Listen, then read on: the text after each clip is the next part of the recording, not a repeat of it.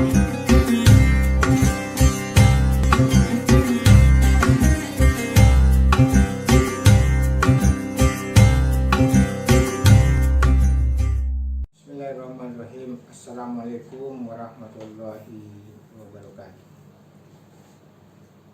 Alhamdulillahilladzi khalaqal insana fi ahsani taqwim. Wassalatu wassalamu ala asrafil anbiya'i wal mursalin Sayyidina Muhammadin wa ala alihi wa ashabihi wa man tabi'ahu bisan ila yaumiddin. Pemirsa yang insya Allah dimuliakan Allah Subhanahu wa Ta'ala, di dalam tradisi kehidupan orang-orang sufi senantiasa memberikan panutan dan contoh kepada kita semua, bagaimana manusia yang pada dasarnya datang hadir di permukaan bumi dalam keadaan suci untuk mempertahankan kesucian itu dalam rangka kembali kepada Yang Maha Suci. Makanya kita diajarkan, dituntut untuk bagaimana yang pertama mensucikan lahiriah dan mensucikan batiniah. Proses pencucian batiniah adalah bagaimana ruh diarahkan untuk senantiasa ingat kepada Allah Subhanahu wa Ta'ala. Dalam hal ini tradisi tasawuf mengajarkan pada kita untuk berzikir, karena Allah Subhanahu wa Ta'ala memang merintahkan kepada kita, fazkuruni azkurkum waskuruli wala takfurun.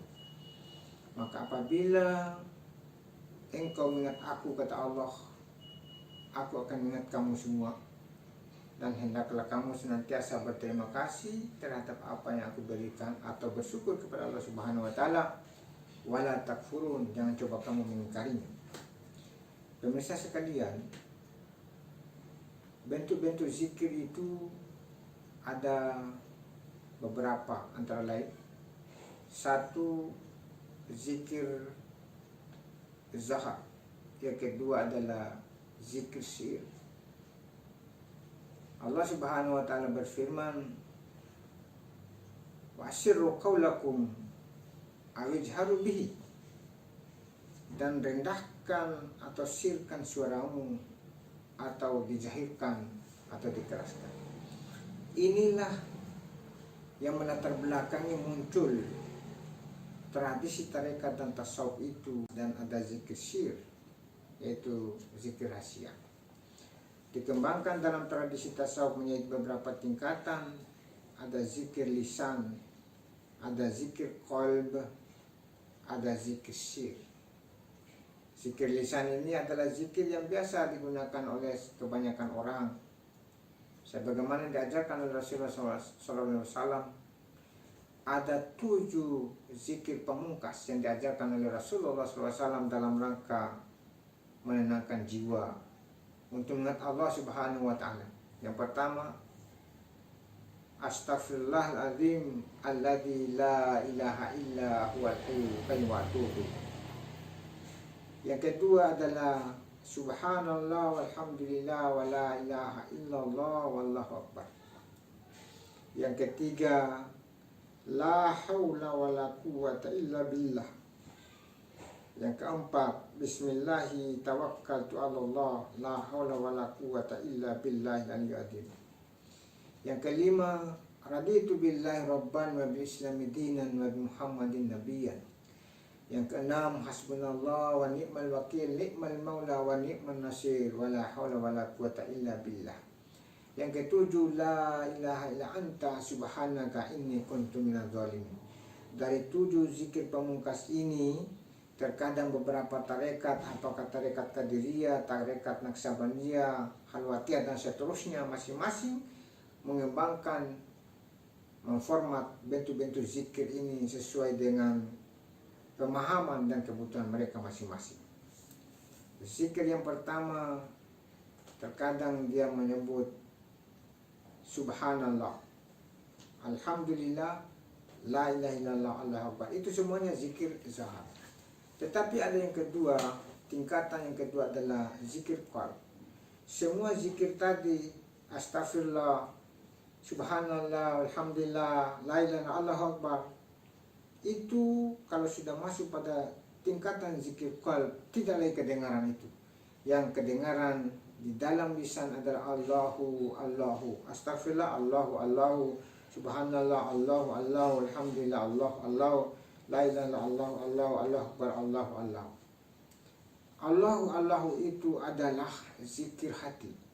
Zikir yang tertinggi di dalam pandangan tasawuf adalah huwa atau hu. Mungkin karena kita bukan orang sufi, tidak perlu sampai di situ.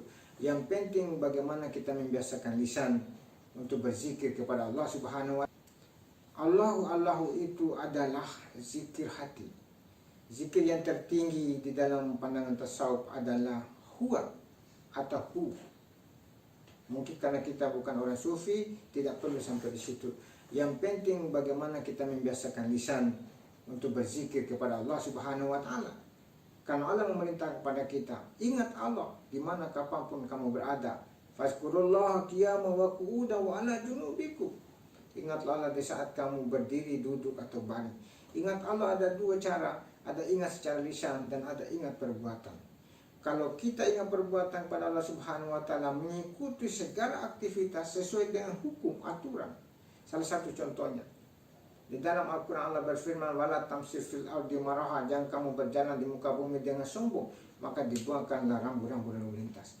Barang siapa yang melanggar rambu lalu lintas, berarti dia telah melakukan kesombongan.